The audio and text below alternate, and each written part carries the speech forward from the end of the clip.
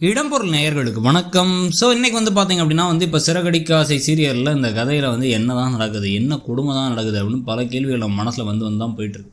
அதுலேயும் முக்கியமாக பார்த்தீங்க அப்படின்னா மீனா முத்து ரெண்டு பேரையுமே எவ்வளோ அசிங்கப்படுத்த முடியுமோ, எவ்வளோ உதாசீனப்படுத்த முடியுமோ எல்லாத்தையும் விஜயா திருப்பி பண்ணிகிட்டே தான் இருக்காங்க. அவ்வளோத்தையும் பண்ணதுக்கு பிறகும் இப்போ என்ன பண்ண போகிறாங்க இவங்கன்னா அந்த ஃபுல்லாக இப்போ ஒரு ஸ்டூடெண்ட் கூட வராதுக்கு விளக்கேற்றின எல்லாத்தையும் விட்டுட்டு பழியை தூக்கி மீனா தான் அந்த விளக்கை கழுவி வச்சனால தான் ஆள் வரல அப்படின்னாங்க. அதாவது என்ன நடந்தாலும் அதில் குறை சொல்கிறதுக்கு மீனா மேலே பாயிறதுக்கு விஜயா ரெடியாக இருக்கும் பொழுது, அவ்வளோ அசிங்கப்படுத்தும் பொழுது, அத்தை பரவாயில்லைங்க, எப்பயுமே இந்த மாதிரி தானே இதாக பண்ணுவாங்க, அத்தை பேசுகிறதும் பெருசாக நான் எடுத்துக்க மாட்டாங்க, ஒரு குழந்தை மாதிரி, அது பச்சை குழந்தை, வாயில் விரல் வச்சா கூட கறிக்க தெரியாது, அதனால அத்தைக்கு நம்ம உதவி பண்ணலாம் அப்படின்னு சொல்லிட்டு இவங்க கிளம்பி டான்ஸ் கிளாஸில் கலந்துக்கிறாங்களாம். அப்புறம் மாமியாரும் மருமகளும் சேர்ந்து ஆடுறாங்களாமா. இதை பார்த்து நம்ம கைத்தட்டி விசில் அடித்து என்ஜாய் பண்ணணுமாங்கிறது எனக்கு புரியல.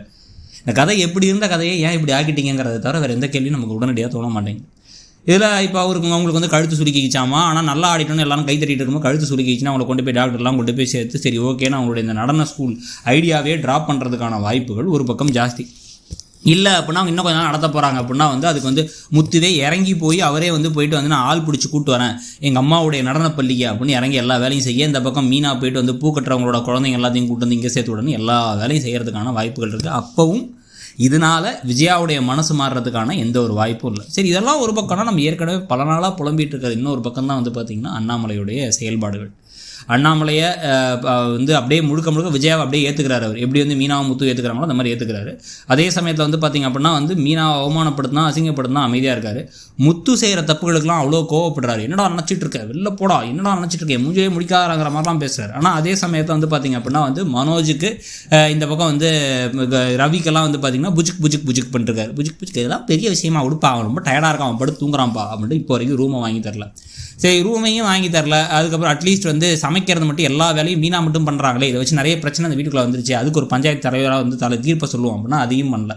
அவள் பாரு எப்படி இருந்தாலும் அவளுடைய கடமையை செஞ்சிருவோம், அவளோட பொறுப்பை செஞ்சிருவோம் அப்படின்னு மீனாவை ஏதோ தலையில் தூக்கி வச்சு பேசுகிற மாதிரி பேசுவார். ஆனால் ஆக்சுவலாக மீனாவை வேலை தான் வாங்கிட்டு இருக்காரு, அப்படியே சட்டிலாக வேலை வாங்கிட்டு இருக்காரு. வீட்டில் எல்லாரும் வேலைக்கு போகிறதுக்கு எல்லாம் வச்சுக்க, வீட்டுக்கு ஒரு வேலைக்கு ஒரு ஆள் கூட வச்சுக்கலாம், அப்படியும் இல்லை. மீனா பூ வாங்குறதுக்கு காலைல 4 மணிக்கு கிளம்பி போய் மார்க்கெட்டுக்கு போய் வாங்கிட்டு கட்டி சமைச்சு வச்சுட்டு திருப்பி போய் எல்லாத்தையும் டெலிவரி பண்ணிட்டு திருப்பி சமைச்சிட்டு அப்படின்னு செய்யணும். அதில் டிலே ஆனால் எல்லாம் திட்டுறாங்க. இல்லைனா விஜயா செய்வாங்களாமா. ஆனால் மற்ற மருமகள்லாம் எதையுமே பணக்கார மருமகனா எதுவும் செய்ய மாட்டாங்களாங்கிறதுலாம் மகன்களையும் செய்ய வைங்க, யாராவது செய்ய வைங்க.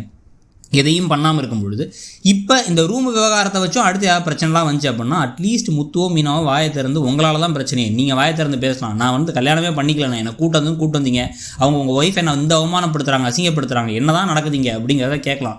நமக்கும் ஒன்றும் பார்த்தா நம்ம இந்த கதையில் முன்னேற்றம் இருக்க மாதிரியே தெரியல. வர ஒரே இடத்த மாட்டி சிக்கி தவிக்கிற மாதிரி இருக்குது. இந்த கதையை பற்றி உங்களுடைய கருத்து என்னங்கிறத சொல்லுங்கள். தேங்க்யூ. இடம்பொருள் நேயர்களுக்கு வணக்கம். ஸோ இன்றைக்கி பார்த்தீங்க அப்படின்னா